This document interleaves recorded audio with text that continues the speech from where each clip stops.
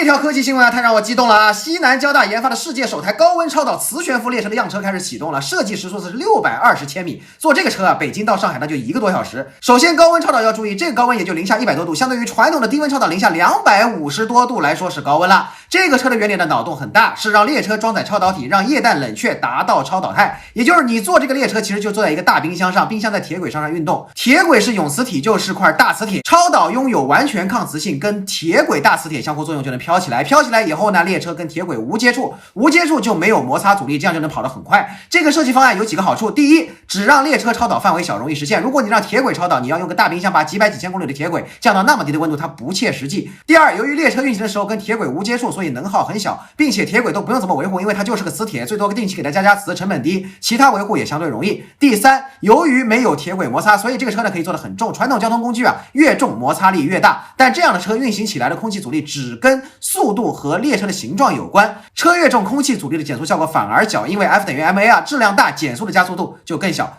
所以这辆车载重量越大越好，最后液氮很便宜，比可乐还便宜，所以可以可劲儿的用。磁悬浮列车做出来之后呢，下一步就是把列车放到管道里面，把空气给它抽掉，这样的列车就啥阻力也没有了，开1000公里时速还是4000公里时速，其实能耗差别不大。这要是全面投入使用啊，除非是跨国跨州，以后估计就没有人坐飞机了。这造价还比飞机低，其实技术上也没有飞机的发动机难。期待一下，为西南交大点赞。